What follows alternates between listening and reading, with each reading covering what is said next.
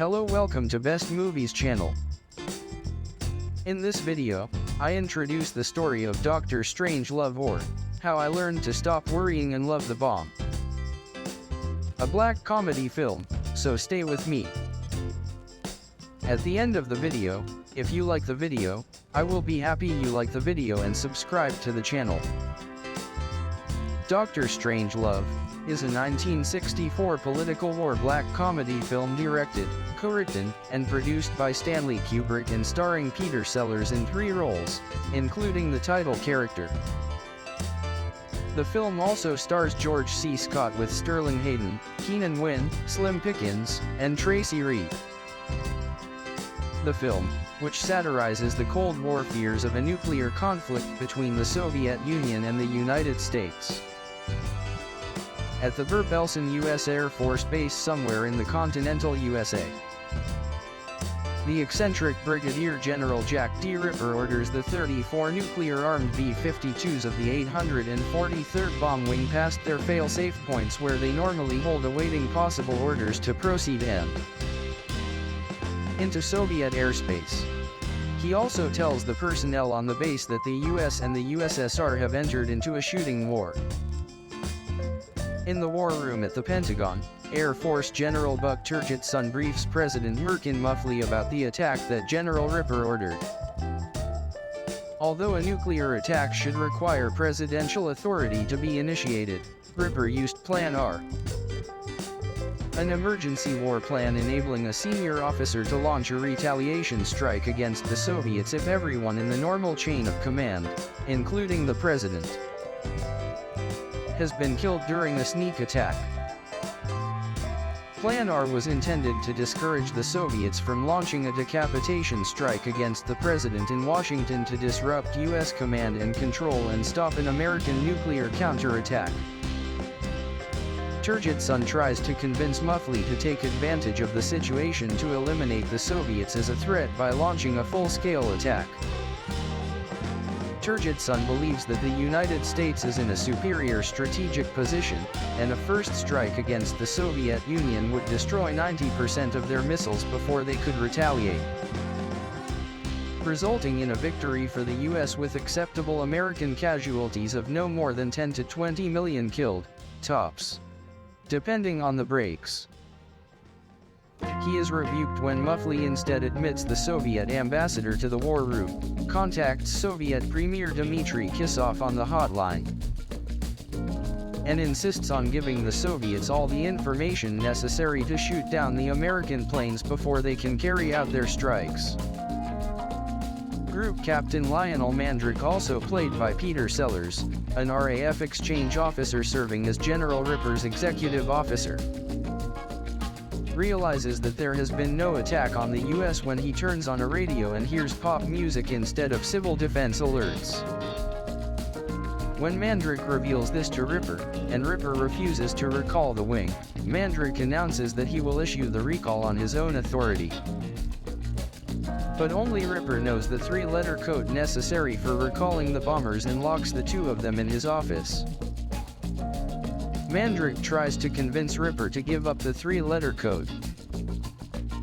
The psychotic Ripper refuses and rambles on that the communists have a plan to sap and impurify the precious bodily fluids of the American people with fluoridated water, a theory that occurred to him during sexual intercourse, and which he believed to be the cause of his post-coital fatigue.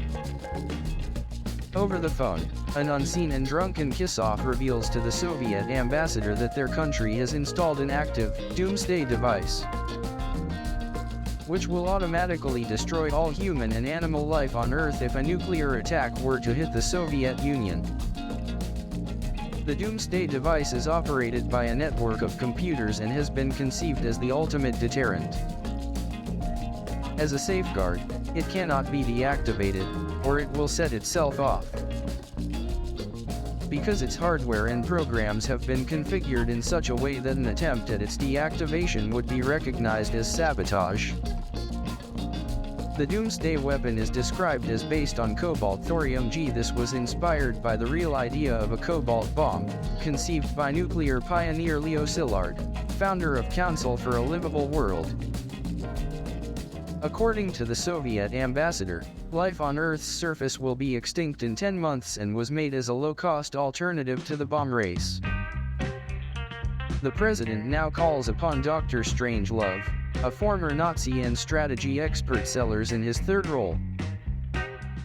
The wheelchair-bound Strangelove is a type of mad scientist whose eccentricities include a severe case of alien hand syndrome, so that his right hand, clad in an ominous black leather glove, occasionally attempts to strangle Strangelove or make the Nazi salute. No one in the room acts if this is unusual.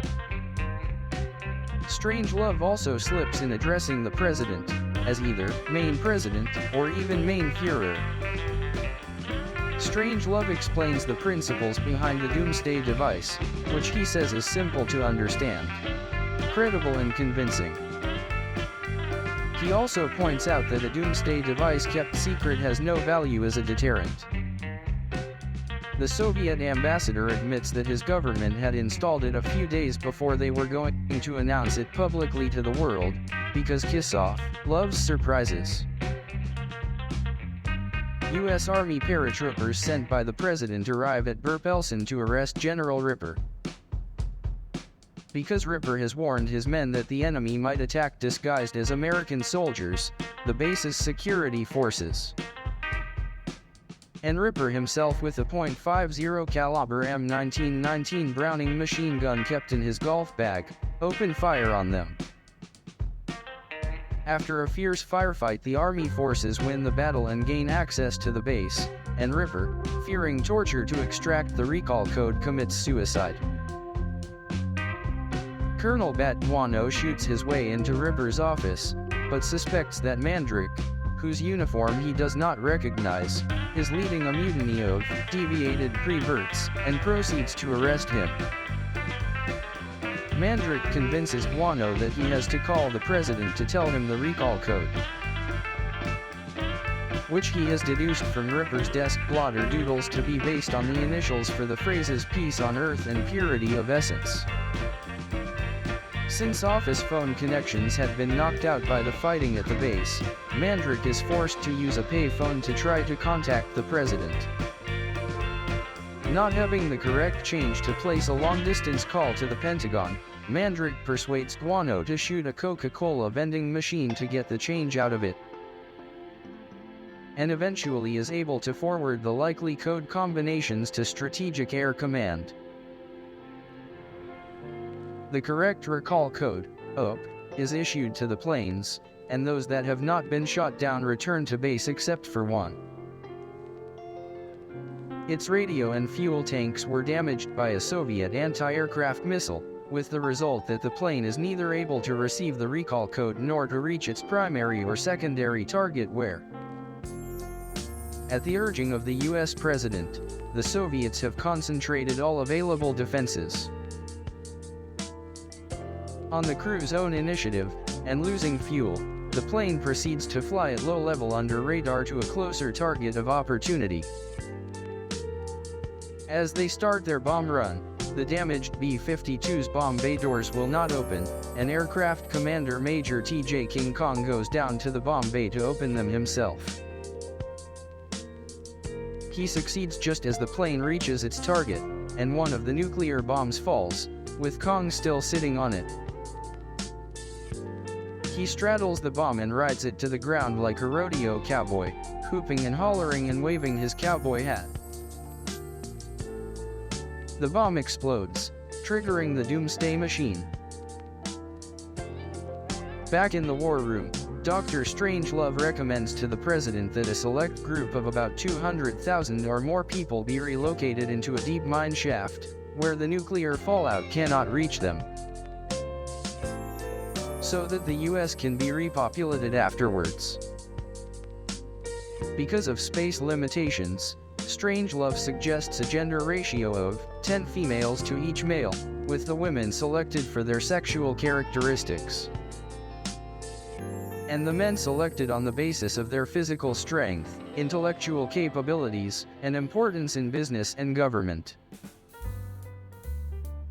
General Turgidson rants that the Soviets will likely create an even better bunker than the US, and argues that America must not allow a mineshaft gap. Meanwhile, the Soviet ambassador retreats to a corner of the war room and starts taking pictures with a spy camera disguised as a pocket watch. A visibly excited Dr. Strangelove bolts out of his wheelchair, shouting, "Mein Führer, I can walk." Abruptly, the film ends with a barrage of nuclear explosions, accompanied by Vera Lynn's famous World War II song, "We'll Meet Again."